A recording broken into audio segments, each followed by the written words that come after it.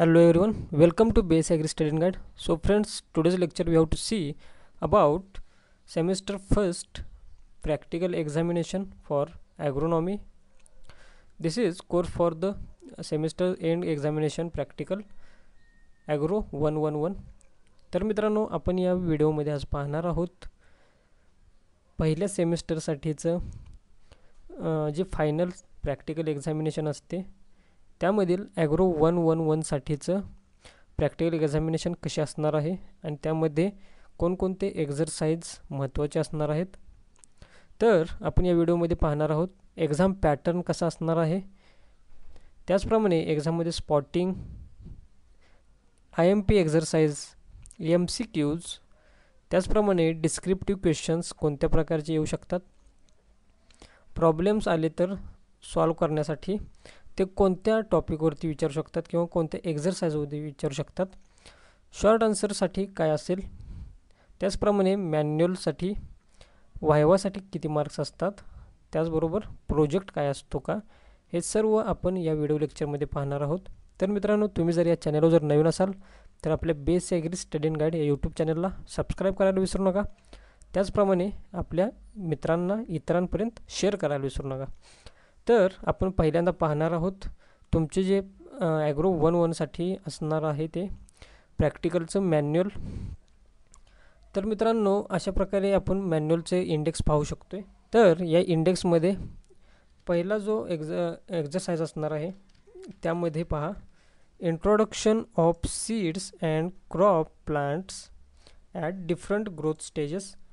हा जो एक्झरसाइज आहे तो पहिला एक्झरसाइज असणार आहे. तर या एक्झरसाइजमध्ये आपल्याला पाहायचं आहे की सीडचं इंट्रोडक्शन म्हणजे वेगवेगळे जे सीड्स असतात त्यांचं बॉटॅनिकल नेम, त्याचप्रमाणे त्यांची फॅमिली, ओके.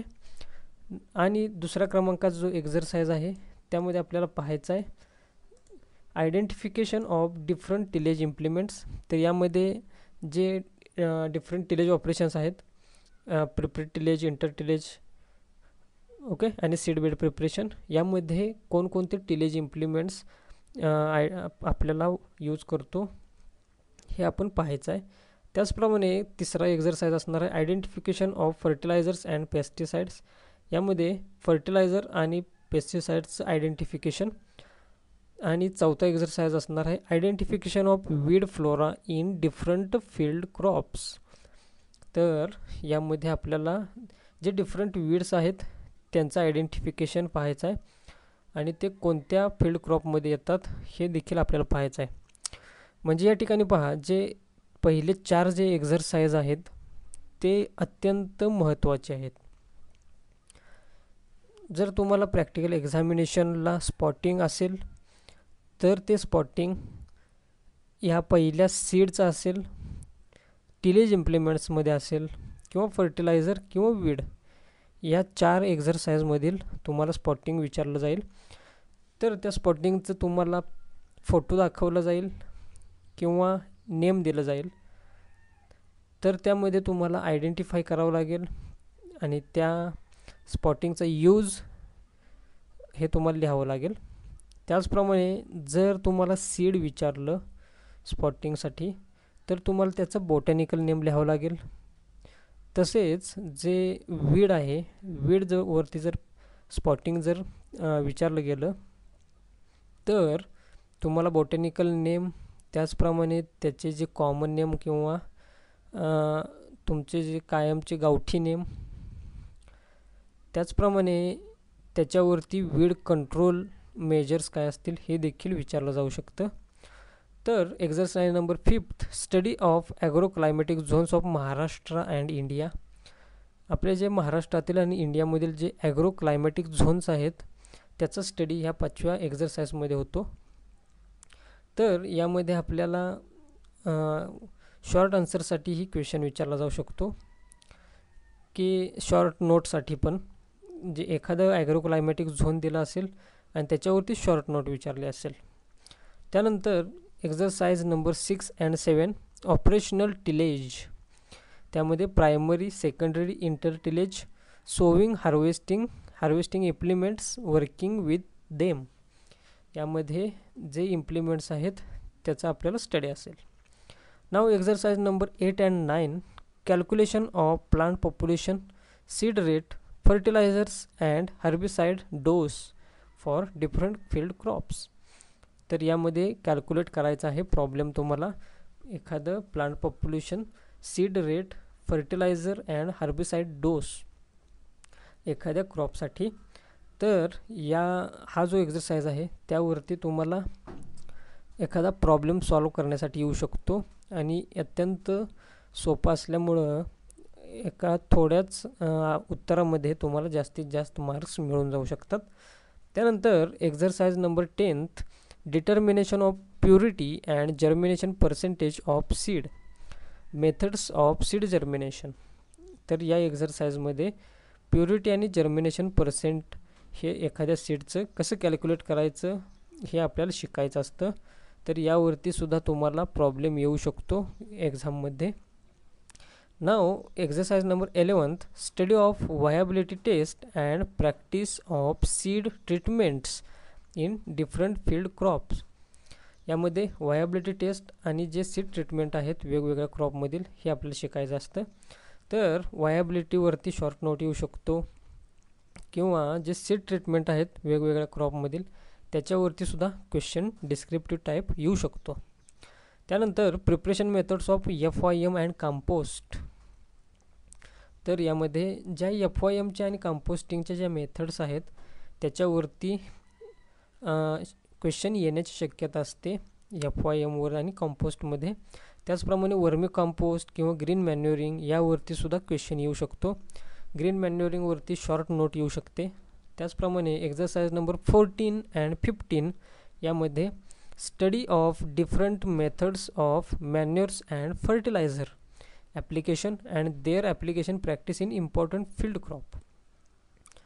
तर आपण जे फर्टिलायझर अप्लाय करतो मॅन्युअर्स किंवा फर्टिलायझर आपल्या पिकासाठी त्याचे ज्या वेगवेगळ्या मेथड्स आहेत याच्यावरती सुद्धा क्वेश्चन येऊ शकतो. हे सुद्धा तुम्ही करून ठेवायचं आहे. तर यामध्ये काय येऊ शकतं की enlist different methods and explain any one असंही येऊ शकतो. नाव exercise number 16, methods of application of herbicides in different field crops. Herbicide application करण्याचे ज्या मेथड्स आहेत त्याच्यावरती शॉर्ट नोट येऊ शकते.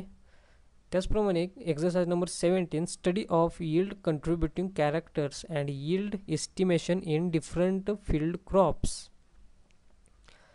तर आपल्या ज्या क्रॉपसाठी जे यील्ड वाढण्यासाठी कोणकोणते कॅरेक्टर्स असतात त्याचप्रमाणे आपलं यील्ड जे एस्टिमेशन असतं त्याच्यासाठी कोणकोणते कॅरेक्टर्स किंवा फॅक्टर्स आपल्याला हेल्पफुल असतात हे 17व्या एक्झरसाइजमधून शिकायचं असतं आणि तुम्ही हे शिकला देखील असाल. तर मित्रांनो या ठिकाणी पहा एक्झरसाइज नंबर 1 पासून 17पर्यंत एक्झरसाइजमध्ये कोणकोणत्या महत्त्वाच्या गोष्टी आहेत हे आपण आत्ता पाहिलेलं आहे. त्याचप्रमाणे एक्झरसाइज नंबर 1 मध्ये identification of seed and crop plants at different growth stages. या ठिकाणी पहा सॉर्घम, पर्ल मिलेट, पॅडी, व्हीट, मेज, फिंगर मिलेट, प्रोसो मिलेट हे जे सर्व जे क्रॉप्स आहेत त्यांचं लोकल नेम आणि बॉटॅनिकल नेम तुम्हाला माहीत असणं गरजेचं आहे. तर हे ऑब्जेक्टिव्हसाठी येऊ शकतं. त्याचप्रमाणे एक्झरसाइज नंबर 2 मध्ये पहा identification of different tillage implements. यामध्ये जे डिफरंट टिलेज इम्प्लिमेंट्स आहेत जे इंडिजिनियस किंवा जे फरो आहेत यांचं तुम्हाला पिक्चर किंवा फोटो यावरून तुम्हाला आयडेंटिफाय करावं लागेल आणि त्याचा यूज लिहावा लागेल. यामध्ये पहा disc harrow, Norwegian harrow, cultivator, roller, माइंड, केनी, अमेरिकन पेटारी, Deccan blade harrow, ridger and bund former. यामधील जे महत्त्वाचे जे इम्प्लिमेंट्स आहेत तेच तुम्ही फक्त स्टडी करायचं आहे जेणेकरून ते स्पॉटिंगसाठी विचारलं जाऊ शकतं. तर त्यानंतर एक्झरसाइज नंबर 3 मध्ये पहा एक्झरसाइज नंबर 3 मध्ये काय आहे की identification of fertilizers and pesticides. तर यामध्ये स्ट्रेट फर्टिलायझर्स, नायट्रोजन फर्टिलायझर्स यामध्ये तुम्हाला विचारलं जाऊ शकतं. त्यांची डेफिनेशनही विचारली जाऊ शकते किंवा स्ट्रेट फर्टिलायझरचं एक्झाम्पल द्या किंवा नायट्रोजनस फर्टिलायझरचं एक्झाम्पल द्या हे देखील विचारलं जाऊ शकतं. त्याचप्रमाणे जे सॉईल अमेंडमेंट्स आहेत त्याच्यावरती शॉर्ट नोट किंवा बायो फर्टिलायझरवरती शॉर्ट नोट हे येऊ शकतं. आणि त्यामध्ये पेस्टिसाइडचं क्लासिफिकेशन हे तुम्हाला इनलिस्टिंग करण्यासाठी येऊ शकते. त्याचप्रमाणे PGR प्लांट ग्रोथ रेग्युलेटर यावरती डेफिनेशन किंवा शॉर्ट नोट येऊ शकते. तर एक्झरसाइज नंबर 4 मध्ये पहा, आयडेंटिफिकेशन ऑफ डिफरंट वीड्स. तर यामध्ये तुम्हाला पहिल्यांदा वीडची डेफिनेशन माहीत असणं गरजेचं आहे. त्याचप्रमाणे या ठिकाणी पहा, रेशीम काटा, काटेमात, तांदूळजा, मात, कॉक्सकोंब, कोंजरूक, आघाडा, रुई, चांदण बटवा, जर्मन काटा ह्या जे सर्व जे वीड आहेत त्यांचं बोटॅनिकल नेम, हॅबिट आणि सॉईल टाईप हे देखील तुम्हाला माहीत असणं गरजेचं आहे. जर तुम्हाला या वीडचं जर तुम्हाला फोटो किंवा स्पॉटिंग तुम्हाला स्पेसिमेन तुम्हाला दाखवलं तर तुम्हाला बोटॅनिकल नेम किंवा ते आयडेंटिफाय करता आलं पाहिजे. तर हे जे महत्त्वाचे आहेत यांचा क्वेश्चन येऊ शकतो परीक्षेमध्ये. त्याचप्रमाणे तुम्हाला जर एक्झरसाइज नंबर 5 असेल तर study of agroclimatic zones of Maharashtra and India. तर या एक्झरसाइजमध्ये तुम्हाला फक्त कोणते झोन्स आहेत ते लक्षात ठेवायचं आहे.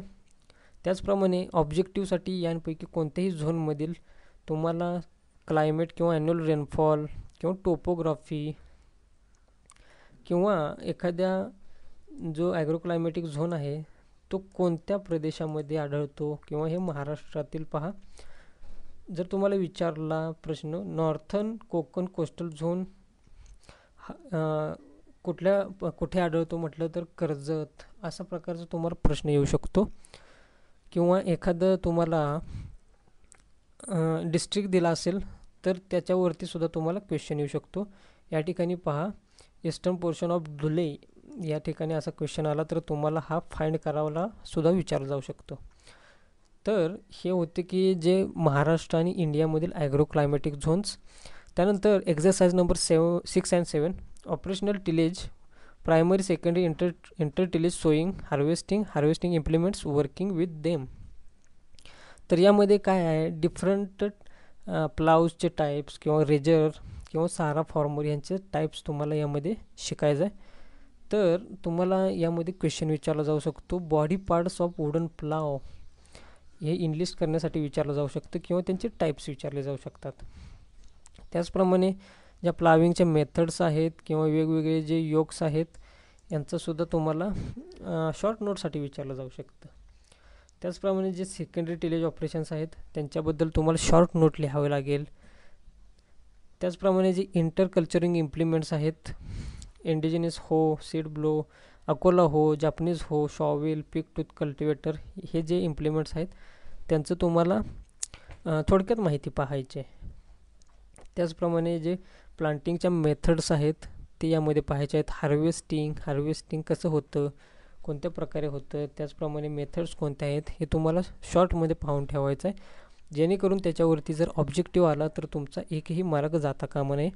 नाव exercise number 8 and 9 calculation of plant population, seed rate and fertilizer doses for different field crops. तर यामध्ये तुम्हाला काय फाइंड करायचं आहे, तुम्हाला जर एक्झाममध्ये प्रॉब्लेम सॉल्व करण्यासाठी क्वेश्चन जर विचारला डिस्क्रिप्टिव्हमध्ये तर प्लांट पॉप्युलेशन हे तुम्हाला फाइंड करावं लागेल. त्यासाठी तुम्हाला याची डेफिनेशन माहीत हवी आहे. त्याचप्रमाणे प्लांट पॉप्युलेशन कॅल्क्युलेट कसं करतात हे देखील तुम्हाला 1-2 वेळा सोडवून पाहायला पाहिजे. त्याचप्रमाणे जे प्लांट पॉप्युलेशनसाठी ऑप्टिमम स्पेसिंग काय असतं वेगवेगळ्या क्रॉपसाठी, कदाचित हे तुम्हाला क्वेश्चनमध्ये दिलं जाईल की स्पेसिंग. त्याचप्रमाणे प्लांट पॉप्युलेशनसाठी फॉर्म्युला कोणता असणार आहे हे देखील तुम्हाला माहीत असणं गरजेचं आहे. त्याचप्रमाणे जे सीड रेट आहे, सीड रेट तुम्हाला कॅल्क्युलेट करण्यासाठी कोणता फॉर्म्युला आवश्यक आहे.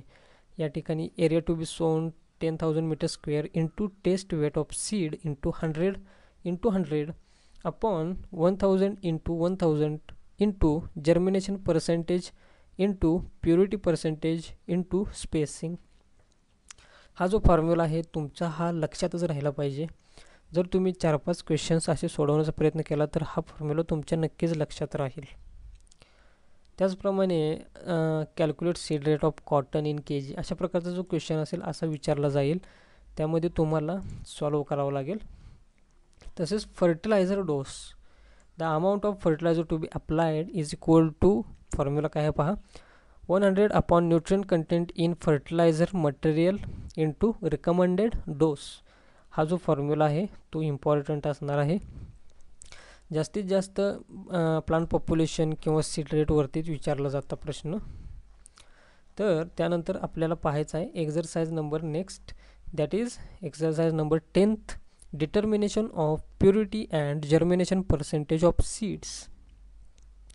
यामध्ये जे प्युरिटी अँड जर्मिनेशन पर्सेंट आहे हे कसं काढायचं याचा आपल्याला स्टडी करायचा असतो. तर प्युरिटी पर्सेंटेजसाठी फॉर्म्युला काय आहे पहा, weight of pure seed upon weight of gross seed sample into 100. त्याचप्रमाणे जर्मिनेशन पर्सेंटेजसाठी फॉर्म्युला काय आहे पहा, number of seed germinated upon total number of seeds taken into 100. हा आहे जर्मिनेशन पर्सेंटेजचा formula. Now next is the exercise number 11th, study of viability, dormancy and practice of seed treatments in different crops. तर व्हायबिलिटीची definition तुम्हाला माहीत असली पाहिजे आणि त्याचे मेथड्स. त्याचप्रमाणे जे सीड ट्रीटमेंटचे डिफरंट प्रॅक्टिसेस आहेत किंवा त्याचे जे टाईप्स आहेत ते तुम्हाला माहीत असणं गरजेचं आहे. तसेच seed treatments of different field crops, कॉटनसाठी कोणती सीड ट्रीटमेंट आहे यावरती तुम्हाला ऑब्जेक्टिव्हसाठी येऊ शकतो किंवा शॉर्ट नोटसाठी पण येऊ शकतो क्वेश्चन.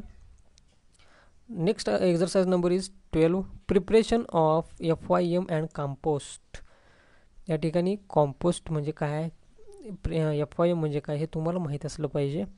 त्याचप्रमाणे कंपोस्टचे टाईप्स किंवा कंपोस्ट तयार करण्याचे ज्या मेथड्स आहेत, इनडोअर मेथड की ज्यालाच ॲरोबिक किंवा शालो ट्रेंच मेथडसुद्धा म्हटलं जातं. त्याचप्रमाणे rain water compost, Bangalore hot formation method, ह्या ज्या मेथड्स आहेत ते तुम्हाला माहीत असणं गरजेचं आहे. त्याच्यावरती शॉर्ट नोट येऊ शकते किंवा क्वेश्चन येऊ शकतो. त्याचप्रमाणे फार्म यार्ड मॅन्युअर म्हणजे काय आहे, त्याचे जे मेथड्स आहेत हे सुद्धा तुम्हाला माहीत असणं आवश्यक आहे. FYMसाठी पीट and trench method, heap method and box method या 3 मेथड्स आहेत. यांचं जे तयार कसं करतात किंवा हे मेथडमध्ये जे कंपोस्ट प्रिपेअर कसं करतात हे तुम्हाला माहीत असणं गरजेचं आहे. ते तुम्ही शॉर्टमध्ये अभ्यास करा, कुठेही लिहून घेऊन किंवा अभ्यास पाठ करून.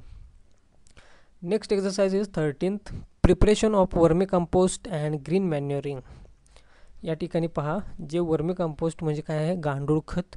त्यासाठी कोणतं जे अर्थवर्म वापरलं जातात, इसिनिया फोएटेडा, हे एक्झाम्पलसाठी किंवा ऑब्जेक्टिव्हसाठी इम्पॉर्टंट आहे पहा. त्यानंतर प्रोसिजर वर्मी कंपोस्टिंगची हे तुम्हाला माहीत असली पाहिजे. त्याचप्रमाणे वर्मी कंपोस्टिंगचे advantages, green manuring definition, types of green manuring, advantages of green manuring, disadvantages आणि त्याचे जे कॅरेक्टरिस्टिक्स आहेत गुड मॅन्युअरिंग क्रॉप्सचे हे सुद्धा तुम्हाला माहीत पाहिजे.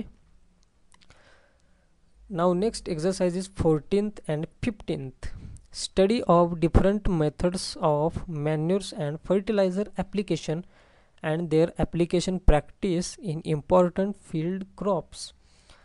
जे मॅन्युअर्स अँड फर्टिलायझर आहे ते ॲप्लिकेशन कसे करतात त्याचे मेथड्स आहेत पहा. जर सॉलिड फॉर्ममध्ये असेल तर broadcast method, placement method and localizer method या 3 मेथड वापरतात.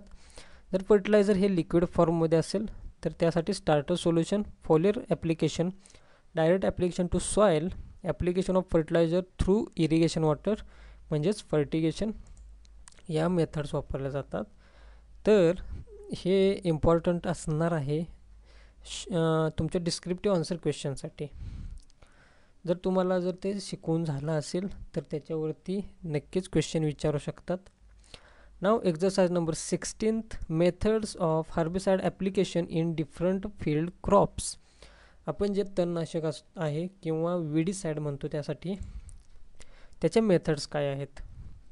नाव फर्स्ट, फॉलियर ॲक्टिव्ह हर्बिसाइड, यामध्ये blanket application, directed spray, protected spray, spot treatment हे येतात.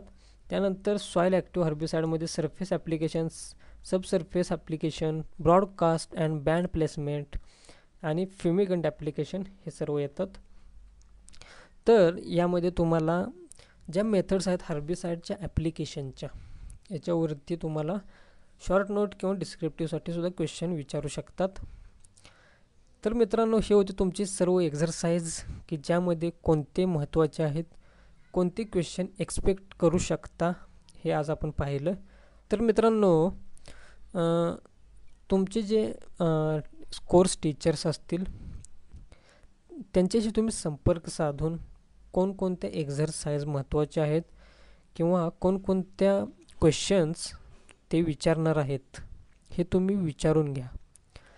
जेणेकरून काय होईल, जे सर्व जे एक्झरसाइजेस आहेत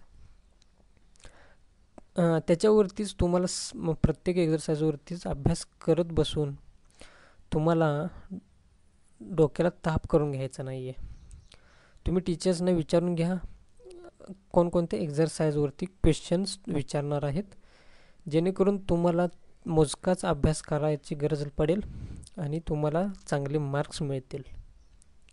तर मित्रांनो, आपण जे सर्व एक्झरसाइजेस आहेत ते आपण पाहिले की ज्यामध्ये कोणत्या एक्झरसाइजमधील तुम्हाला ऑब्जेक्टिव्ह विचारलं जाऊ शकतं, MCQ विचारलं जाऊ शकतं, शॉर्ट आन्सर विचारलं जाऊ शकतं, शॉर्ट नोटसाठी क्वेश्चन विचारला जाऊ शकतो. त्याचप्रमाणे कोणत्या एक्झरसाइजसाठी तुम्हाला प्रॉब्लेम्स विचारले जाऊ शकतात, स्पॉटिंगसाठी एक्झरसाइज कोणती इम्पॉर्टंट आहेत, हे सर्व आपण आज ह्या एक्झरसाइजमध्ये पाहिलेलं आहे, या व्हिडिओ लेक्चरमध्ये पाहिलेलं आहे. तर मित्रांनो, तुमची प्रॅक्टिकल एक्झामला सामोरे जाण्याआधी तुमचं मॅन्युअल्स कंप्लीट केलं आहे का हे पहा. तुम्हाला त्याविषयी शिक्षकांनी प्रोजेक्ट दिले असतील ते कंप्लीट केलेले आहेत का पहा. तरच तुम्ही या एक्झामसाठी तुम्ही सामोरे जा. कारण मॅन्युअल आणि प्रोजेक्ट यासाठी सुद्धा ठराविक मार्क राखून असतात आणि ते जर तुमचं कंप्लीट नसेल तर तुम्हाला त्या मार्क्सचा फटका बसू शकतो. त्याचप्रमाणे ही ऑनलाईन प्रॅक्टिकल एक्झाम ऑनलाईन असल्यामुळे काही कॉलेजेससाठी वायवा ही ऑनलाईन होईल. तर काही कॉलेजमध्ये जी वायवा असेल ते तुमच्या प्रॅक्टिकलच्या किंवा तुमच्या मिड सेमेस्टर किंवा तुमच्या जे प्रेझेंटेशन असेल किंवा तुमचं परफॉर्मन्स असेल त्याच्यावरती सुद्धा तुम्हाला मार्क्स दिले जाऊ शकतात. तर मित्रांनो, असा होता एक्झाम पॅटर्न की ज्यामध्ये आपण सर्व जे एक्झरसाइज आहेत ते अत्यंत काळजीपूर्वक आणि डिटेलमध्ये स्टडी केलेले आहेत. तुम्हाला आता समजलंच असेल की कोणते एक्झरसाइज इम्पॉर्टंट आहे परीक्षेच्या दृष्टीनं आणि त्या एक्झरसाइजमधील तुम्हाला कोणता स्टडी करायचा आहे. चला तर मित्रांनो, आता मी तुमची रजा घेतो.